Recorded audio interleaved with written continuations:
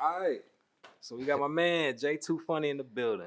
What's up, Thank man? you. Well, actually, I'm in your spot, man. Pulled up on you, bro. So I appreciate you letting me come up here, man. Appreciate you doing the interview, bro. Been trying to do this for a little minute, but we finally here. Yeah, Finally here. it be like that, man. No problem, man. Thanks for having me, man. Every time I turn around, I saw some of my friends on there. I said, damn, man, they on a great place, man. Yeah, I'm no, trying to get there. I appreciate it, man. So, like, just getting started, man. Let's talk about your background, like, where you from, like, what was your upbringing like, and kind of like what got you into your start in the comedy. Yeah, so I mean, I'm from the area, you know what I'm saying? I spent most of my time in Maryland, PG County, uh, Capitol Heights. From Capitol Heights, moved to Forestville. I was out there pretty much until I went to the military. So, dealt with a bunch of shit in my life, you know what I'm saying? And I, when I was at the age where I could join the military, it's like, all right, uh, it wasn't really a thing that I wanted to do, you feel me? But like once I had a child, I said I gotta make some changes, you feel me? So I went to the military, went through the shit that I went in while I was in the military, and a lot of that stuff that happened in life ended up pushing me to doing comedy when I got out of the military, and some other tragedies and traumatic situations happened in life. So one of the ways that I was able to overcome those situations and keep a level of sanity was to use comedy. You feel me? And comedy just took off from there. So What was your time like in the military? Like, what was the I was experience in for like? 9 years, and I was discharged, honorably, of course, you know what I'm saying, medically with the injury. I got injured, so that pretty much ended my military career. But it opened up some doors for some other things, you know what I'm saying? So like an internship as soon as I got out of the military, I was working for the government. I was with the government for like 10 years. And then I just, started to feel like I said, I'm not really being me. You know what I'm saying? Like I had a top secret clearance and all that shit. So it's like I wasn't really being myself. You know what I'm saying? It felt like I was being somebody else. And it's like, that's not really me.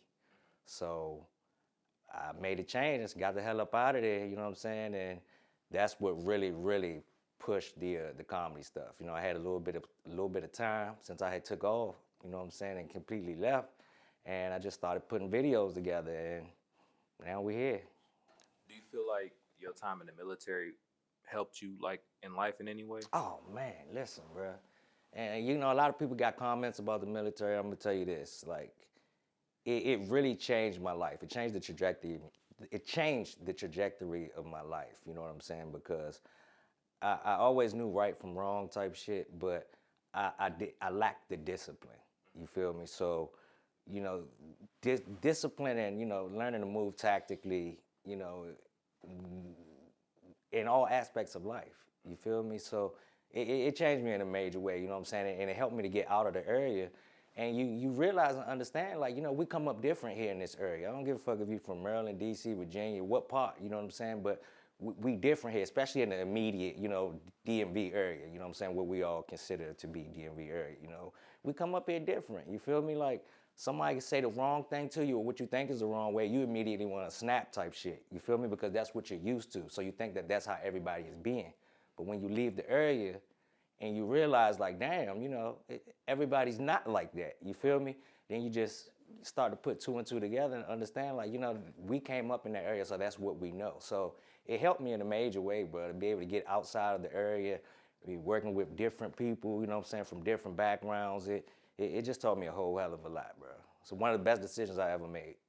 So when you were like honorably discharged, did you kind of like, was it kind of a sense of I don't know what I'm gonna do now, basically? Yeah. So when I found out that I was gonna be getting out, I was like, damn, I didn't plan that much further, ahead for my life. You feel me? So I was just like, damn, I'm about to get out. I don't know what to do. But they got this program in the military called the Wounded Warrior Project. So because I got injured during our Operation Iraqi Freedom, enduring freedom, I was considered a wounded warrior. So they had different programs for wounded warriors and, like different opportunities for you to transition from your military life back to civilian life or whatnot. So I got an internship for the Department of the Navy, and that's what opened the door for me being in the government. The day that I was discharged from the Navy, I was picked up full time by the government. So, I mean, my my road to where I ended up at after the military was, it was nothing but a blessing, man. Nothing but a blessing. So after you got discharged, when did the transition into comedy start? Shit. All right, so I got out the military in like 2010. And the comedy journey didn't start till like 10 years after that. You feel me? But it was like I lost my best friend. When I first got out the military, you know, I lost my best friend. You know, he died from a sickness or whatever, like a flu, and it led to like pneumonia and then like a kidney failure. You feel me? So like that was major right there. You feel me? Like anybody that's ever lost a best friend, you know, I really feel for them because you know when you lose your best friend, you lose a part of you because it's a bunch of shit that we did that I don't even be remembering. You know what I'm saying? So you know how sometimes you'll be with somebody and they'll be like, oh man, you remember this? You remember that? So when you lose a best friend, it's like, damn. You know what I'm saying? So that shit hit me hard. My daughter, you know, I ended up having a daughter, you know, and her mother was tragically, you know, killed or whatnot. So that was a whole nother situation, you feel me? That opened the door to like a 7-year custody case, man, like back and forth with her family type shit. After that, my mother got sick, you know, COVID peeked his head around. I started going through shit with my government job, you feel me? And that was, at that point, I said, you know what, I can't keep taking all of this shit, you feel me?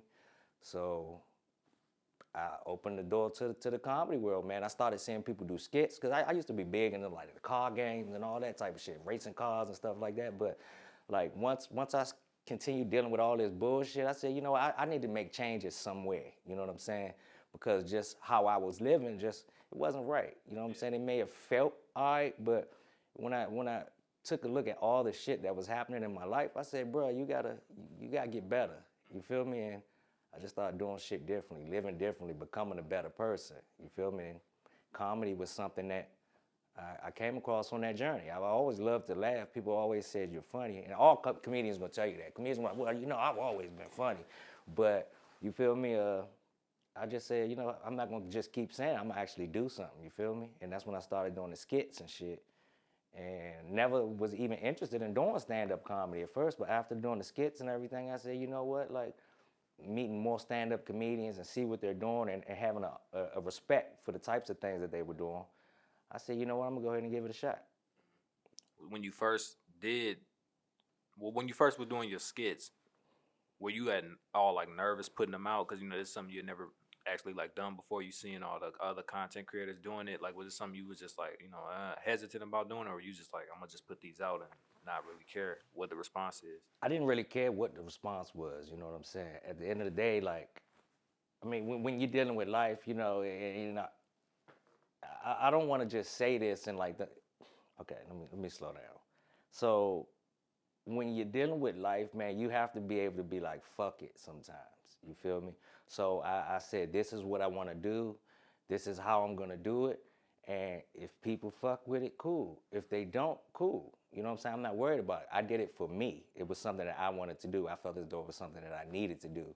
So I didn't really care about how anybody felt about it. I told my good friends, I said, hey, look, I'm about to take on this new journey. You know what I'm saying? Let them know what I was trying to do and like, hey, if you with me, cool. If not, no problem, but I'm doing it. What was the response or the reaction like to your early content? Like when we first started putting out skits. So surprisingly, like it was cool. Like the things were good. Like, you know what I'm saying? Like I like to study before I really get into anything. You know what I'm saying? Like I want to know like what's going on because I don't want to just jump in and be a failure type shit. You know what I'm saying? I said I don't care, but I want to be able to be successful doing it. You feel me? So I look at the types of things that I look for when I see people's content and things like that. And I say, all right, as long as I make sure I'm hitting all angles when it comes to what it is I'm trying to put out there, then I mean, I can't worry about anything else. So the responses that I was getting to the content that I was putting out there it was cool and it wasn't expected. People are, oh man, you funny as hell, man, where this dude come from type shit. So it was just, it was surprising, yeah, but at the end of the day, I felt as though it was something that I was capable of, which is why I went ahead and pushed through and started doing it. What was that early, you know, initial type of validation like when you was getting, you know, love and responses from people, you know, when you was first putting out your skits? What did that do for you? It helped me to be able to create more. It helped me to be able to create more, and the more you do it, the more you start to see like your followers, what they like, the type of things that may be too edgy, you know what I'm saying? But it's like at the end of the day, I want to do some edgy shit. So you got to do it with regards to how some of your followers may feel, when it comes to stuff like that. Because I mean, at the end of the day, they matter because they help us to continue putting out content. You know what I'm saying? They sharing stuff. They're engaging with you. So I mean, all that stuff is cool. So, who were like some of your biggest comedic influences like growing up? So I mean, I love the older guys, man, like Richard Pryor, Bernie Mac. I'm gonna say even Dave Chappelle. So Dave Chappelle's like 50 something, I think, right? Yeah. So you know what I'm saying? Eddie Murphy, Martin Lawrence, Joe Torre, anybody that was on Comic View. You know what I'm saying? Anybody that was on Def Comedy Jam. Like I just enjoyed comedy. I enjoyed the rawness to it. Pause. You know what I'm saying? But I just enjoy everything about it. What I really like is how you can take something that's extremely serious and then turn around and you're able to make it funny. You know what I'm saying? So people may be experiencing some wild shit and you find a way to put it, and that same person that's experiencing that crazy shit is able to laugh at it. You know what I'm saying? Like, I think that's amazing. How hard is it to do something like that? Because I mean, that's not easy. Taking something that you're not technically supposed to laugh at, whether whatever type of situation it is, and making it into part of your comedy, like making people laugh at a bad situation. How hard is that to do? Um, I guess it just depends on the situation and the person. For me, some of those thoughts are like immediate, and I could hear something, and like somebody could be telling me a serious ass story, and then I'm like, trying to keep my laugh in and shit because my mind immediately took what they were telling me and ran somewhere else with it. You feel me? So I think people need to understand that, it's just about the person and it's about the situation, but I don't have to go like too in depth where it's like, all right, well, let me try to take this situation and make it funny. If it just so happens to be funny, then the shit's just funny. At that moment, it may be easy. But if I'm trying to sit there and develop a situation or create a situation or something, I think that may be harder because I that's just not something that I do. I'm not gonna say, how can I take this and make it funny? Who do you feel like shaped, or you talked about the people who inspired you. Mm-hmm. Who do you feel like helped shape your comedy style, or like who did you like take pieces of comedy styles from? Like as far as like stand up or like doing skits and stuff. Both. So I would say like the primary person is Dave Chappelle. Okay. Dave Chappelle, man, and the way that he's able to take these serious topics that are going on in society, you feel me, and transfer that to put it in a skit form. You know what I'm saying? Which he did a lot of that with the Chappelle show. You know what I'm saying? He'll take a lot of these, conversations that are controversial, and he'll take those things and he'll come out and talk about those things on stage. You know what I'm saying? And regardless of the response that he gets from anybody, he's getting these issues out there. He's being able to put his message out there. So I think that's super dope, and that's how I want to consider myself. Not Dave Chappelle. I don't want to be Dave Chappelle, but I'm influenced by how he's able to touch people with his comedy.